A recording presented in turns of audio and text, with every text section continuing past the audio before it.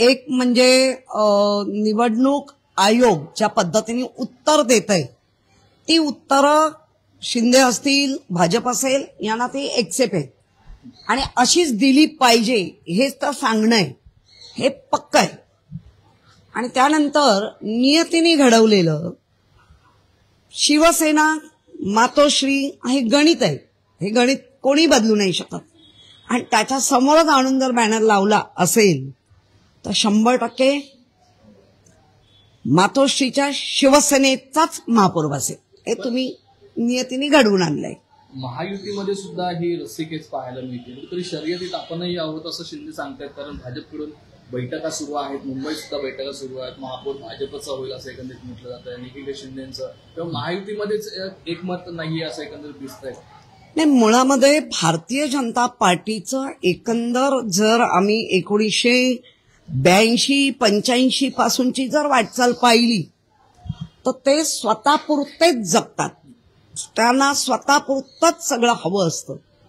हा वापर झाला म्हणजे आम्हाला स्ट्रॉंगली फोडण्यासाठी हा वापर झाला. तो वापर आता कसा होतोय काय होतोय तर आपण काळानुरूप बघत आहोत, बघूही. पण मुंबईकर काय म्हणतायत किंवा जिथे जिथे आता महानगरपालिकेच्या वारेमाप पैसे वाटूनही अनेकदा अपयश आलंय त्यांच्याकडे. ते का तुम्हाला लोकसभेत पण दिसलंय. मुंबईत तर एकही आमदार येऊच नाही एवढी मोठी यंत्रणा मग जास्त करून शिंदेनी वापरली होती भाजपापेक्षा. पण आले ना मुंबईचे आमदार, आम्ही भरपूर हे केले होते, उभे केले होते.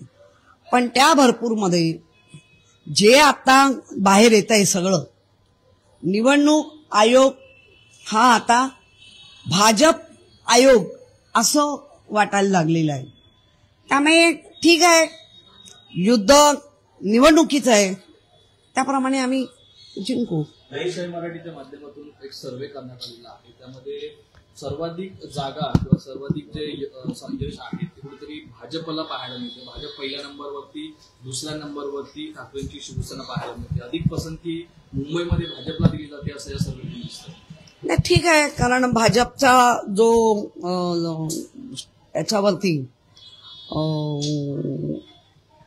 मीडियावर मग सोशल मीडियात धुमाकूळ आहे.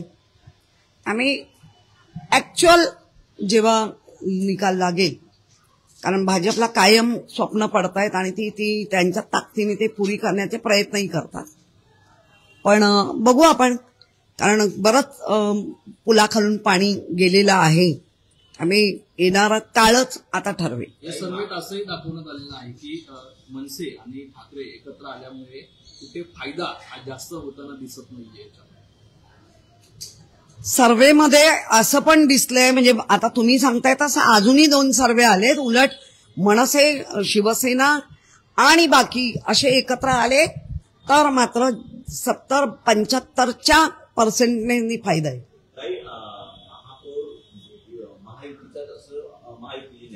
भाजपचा असं म्हणतात महायुतीमध्ये, दुसरीकडे शिंदे म्हणतात महापौर शिवसेनेचा, तुम्ही म्हणताय महापौर शिवसेनेचा, मनसे म्हणताय महापौर मनसेचा. महापौर पदावरून जे एकत्रित या घटना घडत आहेत कसं एकत्रित बघताय? नाही, बघा, ह्याच्यामध्ये बघण्यासारखं काही नाही. ह्याच्यामध्ये प्रत्येक जण आपापल्या पक्षाला मोटिवेट करण्यासाठी, त्याच्यातल्या कार्यकर्त्यांना, त्याच्यातल्या असलेल्या पदाधिकाऱ्यांना, त्यामुळे ते ठीक आहे.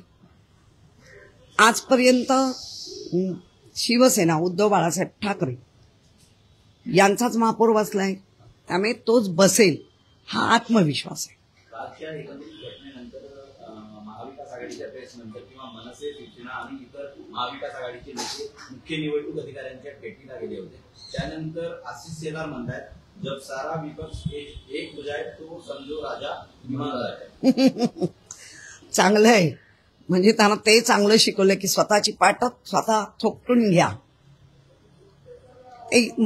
म्हणायला सोपं आहे हो, म्हणा जरा असा आईना पण घ्या समोर, मग कळेल. मनसेच्या दीपोत्सवाचं उद्घाटन उद्धव ठाकरेंच्या हस्ते होणार आहे. 17 तारखेला सायंकाळी हा उद्घाटन कार्यक्रम होणार आहे. दरवर्षी राज ठाकरे आणि इतर सेलिब्रिटी त्याचं उद्घाटन करायचं, वेगळी नांदी बघायला मिळते. हो, निश्चितच. ज्याला दीपोत्सवच का म्हणतात, काळोखातून प्रकाशाकडे. म्हणजे घट्ट काळोख आज महाराष्ट्रात दिसतोय. वाटेल तशी विधानं चालली आहेत. कोणी कोणाला उठून मारतंय, कोणी कोणाला उठून काही बोलतंय. कशाला पायपोस नाही.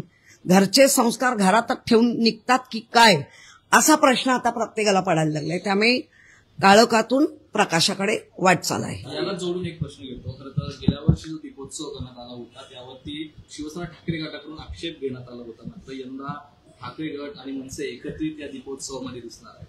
त्याच्यात काय आक्षेप असा होता, वेगळ्या ह्याने होता. झाडं आहेत, झुडपं आहेत, त्यांना कुठे त्रास होऊ नये या पद्धतीचा होता.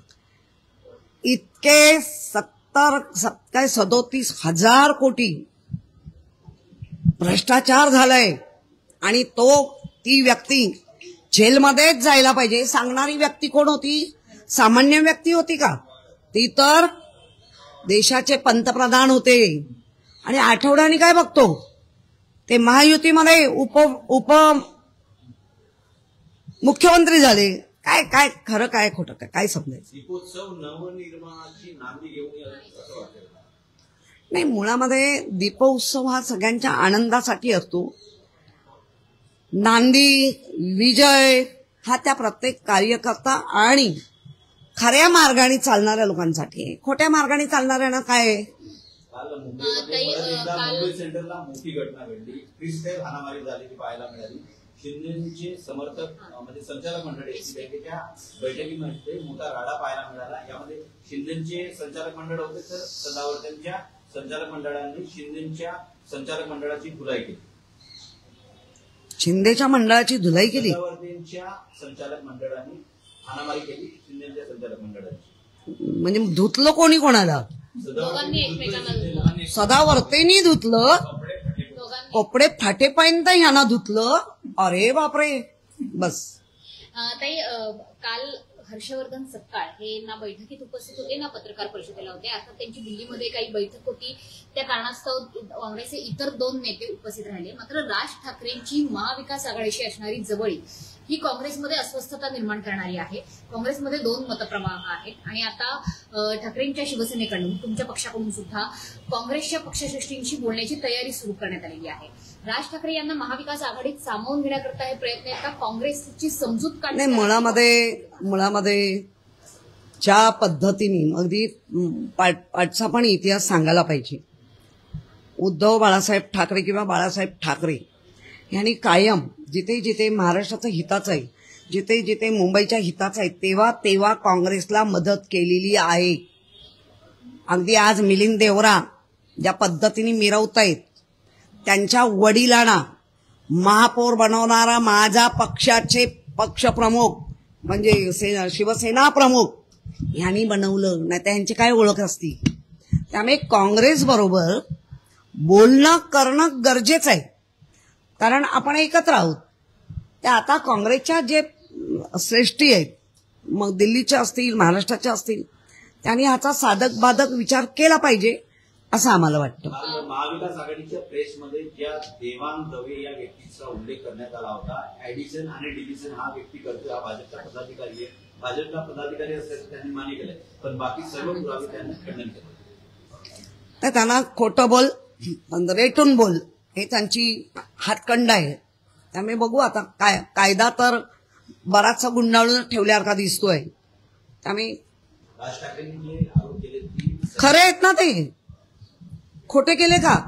जर आयोग म्हणत असेल की हे आमच्या हातात नाही, तर टाळं मारणं तर तुमच्या हातात आहे ना. मारा टाळं आणि जा घरी. भाजप आयोग चालवेल, मग बघू. माहुल पंपिंग स्टेशनचा खर्च एकतर 605 कोटींवर गेलाय. मात्र धक्कादायक बाब अशी आहे की या कामाकरता भूसंपादनच अजून झालेलं नाही, मात्र कंत्राट वाटून मोकळे झालेले आहे. मी हेच गेल्या 3 वर्षात सांगते. भूसंपादन करण्यासाठी सगळ्या प्रक्रिया झालेल्या असताना 22ला जे आमचे प्रकल्प होते ते न करण्याचं जो शिंदे साहेबांनी विडा घेतला, अजूनही त्याचं 2 पंपिंग स्टेशन मोठी आहेत, गोवंडी आणि मला वाटतं माहुल, इथे आजही माझा लाडका कॉन्ट्रॅक्टरला देऊन झाले. लाडका कॉन्ट्रॅक्टर पाहिजे तेवढा घेऊन निघूनही गेला. आता हे दोन होणार कसे हा प्रश्न आहे.